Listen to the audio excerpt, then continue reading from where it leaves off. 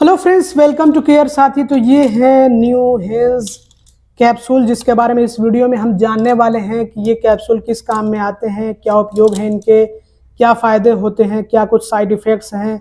तो आइए सीधा वीडियो के टॉपिक की तरफ बढ़ते हैं। तो सबसे पहले आपको बता दें कि आपको किसी भी तरह की दवा अपनी मर्ज़ी से नहीं लेना है। वैसे ये दवा तो नहीं है, लेकिन न्यूट्रिशनल सप्लीमेंट ज़रूर से है। तो आपको सप्लीमेंट्स भी अपनी मर्ज़ी से नहीं लेने चाहिए। आपको सबसे पहले अपने डॉक्टर से कंसल्ट कर लेना है और उसके बाद ही आपको किसी भी तरह के सप्लीमेंट या कोई हेल्थ केयर प्रोडक्ट का इस्तेमाल करना है। तो आइए हम बात कर लेते हैं कि इसके क्या उपयोग हैं, किस काम में आता है ये कैप्सूल और इसके क्या फ़ायदे होते हैं, कब इस्तेमाल करना चाहिए है, कब नहीं करना चाहिए, सब कुछ जानेंगे।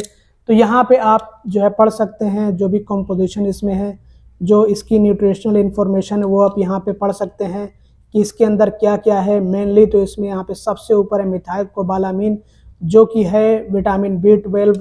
तो ये विटामिन B12 और बाकी आप पढ़ लीजिएगा, इसमें कुछ जो है खास विटामिन और मिनरल्स वगैरह मौजूद हैं जो हमारी सेहत के लिए बहुत अच्छे होते हैं, जिनकी ज़रूरत होती है हमारे शरीर को, ताकि हमारा शरीर अच्छे से काम कर सके।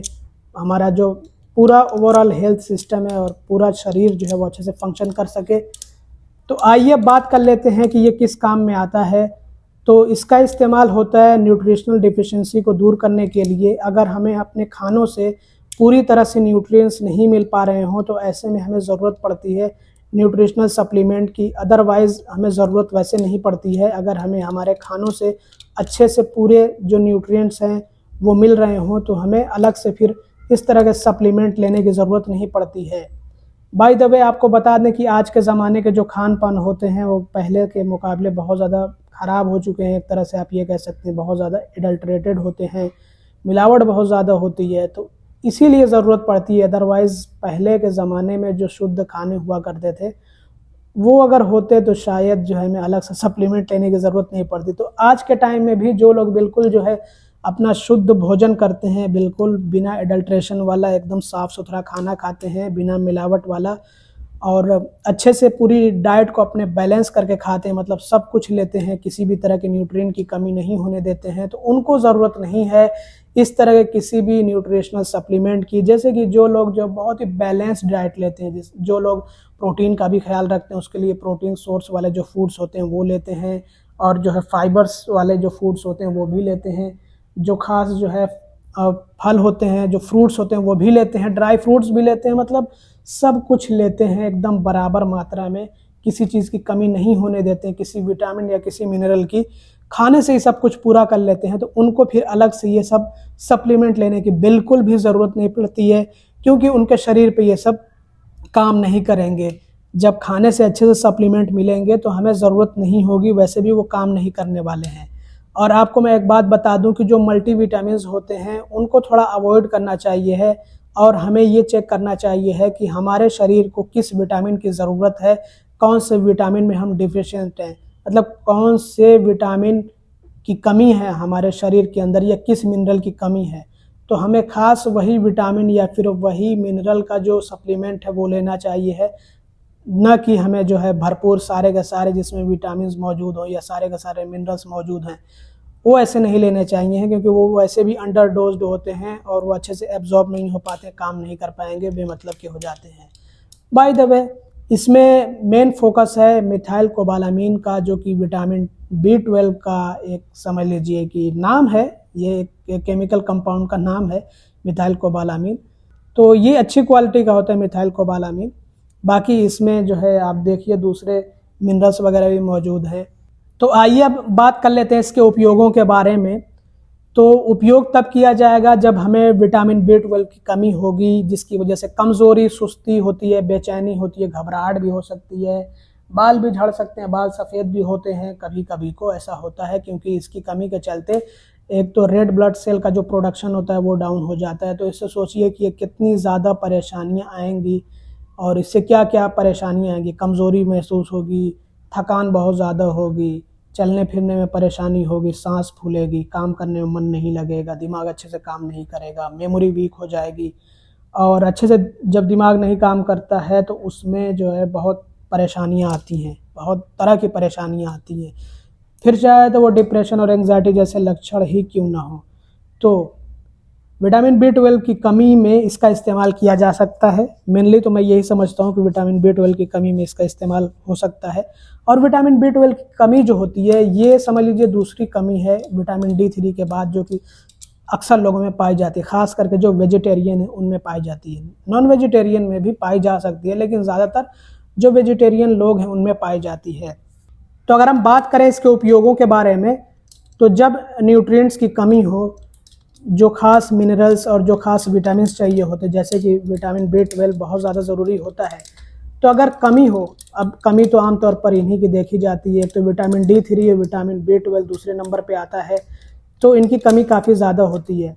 तो इसके चलते कमज़ोरी होना, बेचैनी होना, सुस्ती होना, थकान होना, दिमाग का अच्छे से काम ना कर पाना, डिप्रेशन और एंग्जाइटी जैसे लक्षण का पैदा होना और भूलने की परेशानी होना, तो इस तरह की समस्याओं में इसका इस्तेमाल किया जा सकता है। जब बहुत ज़्यादा सुस्ती, बेचैनी, थकान, कमज़ोरी और बहुत घबराहट, बेचैनी, चिंता हो, भूलने की परेशानी हो और जो मेमोरी है वो वीक हो गई है, तो ऐसे में इसका इस्तेमाल किया जा सकता है और इन्हीं समस्याओं को दूर करने में ये सप्लीमेंट काम में आता है।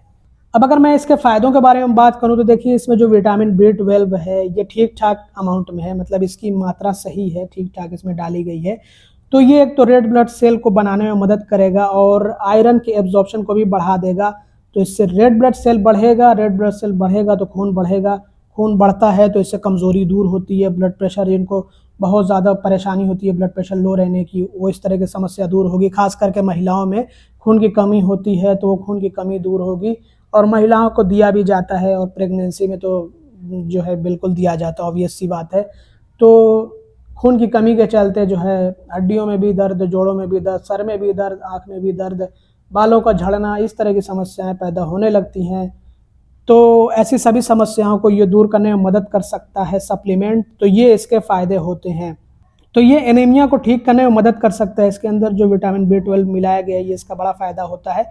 इसके अलावा इसमें जो आप मिनरल्स वगैरह देख रहे हैं ना, ये बहुत फ़ायदेमंद होते हैं हमारे शरीर के लिए, हड्डियों के लिए, दांतों के लिए, हमारे दिल के लिए, हमारे दिमाग के लिए, हमारे पूरे बॉडी के फंक्शन के लिए बहुत ज़्यादा ये अहम रोल प्ले करते हैं, बहुत इम्पोर्टेंट होते हैं, तो बहुत फ़ायदा पहुंचाते हैं। और साथ ही साथ एक बात और मैं आपको बताना चाहूँगा कि एंटीऑक्सीडेंट्स इसमें मौजूद हैं। इसके अंदर जो विटामिन्स और जो मिनरल्स मिलाए गए हैं, तो एंटीऑक्सीडेंट्स हमें बचाते हैं जो हार्मफुल केमिकल्स होते हैं उनसे, हार्मफुल केमिकल्स या फिर टॉक्सिन्स वगैरह, उनको बाहर निकालने में या फिर उनसे बचाने में ये मदद करते हैं। और हमारी इम्यूनिटी को बढ़ाएंगे तो इम्यूनिटी मजबूत होगी, तो बीमारियों से लड़ने में मदद मिलेगी, बार बार हम बीमार नहीं पड़ेंगे। इसके अलावा जो फ्री रेडिकल्स होते हैं जो कि हमारे हेल्दी सेल्स को डैमेज कर सकते हैं, तो फ्री रेडिकल्स से भी हमारे हेल्दी सेल्स को बचाए रखने में मदद करते हैं, सेल्स को रिपेयर करते हैं, डैमेज नहीं होने देते हैं। तो इस तरह से जो जोखिम होता है क्रोनिक डिजीज़ का, गंभीर बीमारियों का, वो भी कम हो जाता है, जैसे कि हार्ट डिजीज़ हो या फिर आर्थराइटिस हो या फिर टाइप 2 डायबिटीज़ हो या फिर कैंसर हो। तो जो भी क्रोनिक डिजीज़ का रिस्क होता है वो कम हो जाता है। और एंटीऑक्सीडेंट्स हमारी स्किन को साफ़ सुथरा, एकदम जो है ग्लोइंग बनाए रखने में मदद करते हैं। तो ये सारे इसके फ़ायदे होते हैं। इसके अलावा इससे एनर्जी लेवल बढ़ता है, स्टेमिना बढ़ता है, ताकत आती है, फुर्ती आती है, मेमोरी बूस्ट होती है, दिमाग को तेज़ करने में मदद करेगा, दिमाग अच्छे से काम करेगा, जो सुस्ती, बेचैनी, थकान होगी उसको दूर करने में मदद करेगा, डिप्रेशन और एंग्जाइटी के लक्षणों को दूर करेगा, जैसे चिंता, घबराहट, बेचैनी या नींद नहीं आती है, तो इन सब में भी ये मदद करेगा, इन सब को दूर करने में मदद करेगा। तो इसके इस्तेमाल से यही सारे फ़ायदे होंगे कि फुर्ती महसूस होगी, चुस्ती महसूस होगी, अच्छा महसूस होगा, खुशी होगी अंदर से, जो डिप्रेशन और एंग्जाइटी के लक्षण होंगे वो भी दूर होंगे। तो ये सारे इसके फ़ायदे होते हैं। ओवरऑल क्वालिटी ऑफ लाइफ को सुधारने में ये मदद कर सकता है सप्लीमेंट। अब आइए बात कर लेते हैं क्या इसके कुछ साइड इफ़ेक्ट्स भी होते हैं। तो देखिए साइड इफ़ेक्ट्स तो जनरली नहीं होते हैं, रेयर होते हैं, और ख़ास करके जो विटामिन और मिनरल्स के सप्लीमेंट होते हैं उनके रेयर होते हैं, लेकिन फिर भी आपको अपनी मर्ज़ी से नहीं लेना चाहिए है। और मिथाइल कोबालामिन का वैसे भी मैं रेकमेंड करता हूँ, डॉक्टर की सलाह पे ही आप ले। तो क्या इसके साइड इफ़ेक्ट्स हैं, कुछ पॉसिबल है? तो बिल्कुल पॉसिबल तो हैं, रेयर है लेकिन पॉसिबल फिर भी हैं, पॉसिबिलिटी फिर भी होती है। क्योंकि अगर ये अच्छे से हमारे शरीर में एब्जॉर्ब ना हो पाए, हमारी आंतें इनको एक्सेप्ट ना कर पाएँ, एब्जॉर्ब ना कर पाएँ, तो ऐसे में प्रॉब्लम होगी। या फिर कभी कभी कोई एब्जॉर्ब हो भी जाए तो भी अगर बहुत ही ज़्यादा हमारी बॉडी में हो जाए, कोई भी चीज़ हो, अगर ज़रूरत की चीज़ हो या फिर जो है फ़ायदेमंद हो हमारे लिए, कोई विटामिन भी हो या फिर कोई मिनरल भी हो, अगर ज़रूरत से ज़्यादा हो तो उससे इश्यूज़ पैदा होने लगते हैं। तो इस बात का हमें ध्यान रखना चाहिए है। तो बात कर लेते हैं कि हमें क्या क्या परेशानियाँ आ सकती हैं, मतलब क्या साइड इफ़ेक्ट्स हो सकते हैं। तो साइड इफ़ेक्ट्स में जो है डायरिया हो सकता है, मतलब दस्त लग सकता है, या फिर मितली महसूस हो सकती है, खट्टी डकारें आ सकती हैं, ब्लोटिंग हो सकती है, कॉन्स्टिपेशन भी हो सकता है, और छाती में जलन पैदा हो सकती है, बदहज़मी हो सकती है, मतलब कि अपच जिसको कहा जाता है। इस तरह की समस्याएं हो सकती हैं। पेट में तकलीफ़ महसूस होगी और गैस वगैरह भी बन सकती है इससे। तो ये इसके साइड इफ़ेक्ट्स हो सकते हैं, और साइड इफ़ेक्ट्स जो है ये धीरे धीरे करके चले भी जाते हैं, शुरू में होते हैं फिर चले जाते हैं। लेकिन अगर आप में कोई साइड इफ़ेक्ट बना रहे ना जा रहा हो तो आप अपने डॉक्टर से तुरंत बात करें, या फिर कोई साइड इफ़ेक्ट गंभीर हो जाए या आपको कोई एलर्जिक रिएक्शन देखने को मिले, जैसे कि फफोले निकल आए, छोटे छोटे से दाने निकल आए, रैशेज़ हों, खुजली हो, बिल्कुल बेचैनी महसूस हो, बहुत ज़्यादा गर्मी महसूस हो बॉडी के अंदर, और बुखार जैसा महसूस होने लगे, तो आप तुरंत अपने डॉक्टर से बात करें इसके बारे में। और अब बात कर लेते हैं कि कैसे इसका इस्तेमाल करना होता है। तो इसका इस्तेमाल बेहतर है कि हम खाने के बाद ही करें। खाने के बाद करेंगे तो देखिए इसके अंदर कुछ ऐसे विटामिन्स हैं जो कि फैट सोल्यूबल होते हैं, जो कि फैट मिलने पर ही वो अपना काम दिखा पाते हैं, अपना जो है असर दिखा पाते हैं, क्योंकि फैट के साथ में वो घुलते हैं। तो इसलिए खाने के तुरंत बाद ही आप लें। बेहतर ये है कि दोपहर के खाने के बाद लें तो आपको अच्छे फ़ायदे मिलेंगे। वैसे अगर आप चाहें तो नाश्ते के खाने के बाद भी ले सकते हैं, मतलब नाश्ता किया आपने और आपने अगर कोई हेल्दी फैट अपनी डाइट में शामिल कर रखा है तो बेहतर है, तभी जो है ये अच्छे से फ़ायदा कर पाएगा, क्योंकि इसके अंदर विटामिन ई भी मौजूद है जो कि फैट सोल्यूबल विटामिन है। तो विटामिन ई मदद करता है आपकी आँखों की रोशनी को बनाए रखने में, आँखों की रोशनी को बढ़ाने में, बालों की हेल्थ में भी मदद करता है, मतलब बाल को मजबूत रखने में, और आपकी त्वचा को चमकाए रखने में, और इन्फेक्शन को दूर रखने में, और इम्यूनिटी को बढ़ाने में। तो बहुत सारे इसके फ़ायदे होते हैं। तो ये आपको पता है कि ये जो है फैट सोल्यूबल होता है, तो थोड़ा फैट तो चाहिए ही है खाने के अंदर, ताकि ये उसके साथ में अच्छे से घुल सके। विटामिन ई फैट सोल्यूबल है ना, इसलिए तभी ये फ़ायदा पहुंचाएगा। और इसमें विटामिन सी भी है। विटामिन सी बहुत अच्छा होता है, ये कोलेजन प्रोडक्शन में मदद करता है। बहुत सारे इसके फ़ायदे होते हैं। ये हमारी इम्यूनिटी को बहुत अच्छे से बूस्ट करता है। विटामिन सी का वैसे भी इस्तेमाल करते हैं लोग, ताकि उनकी इम्यूनिटी बूस्टेड रहे, अच्छे से जो है वो काम कर सकें और बीमार कम पड़ें, और वायरस, बैक्टीरिया और जितने भी इन्फेक्शंस होते हैं उनसे लड़ने में भी मदद करता है। विटामिन सी एक पावरफुल एंटीऑक्सीडेंट है।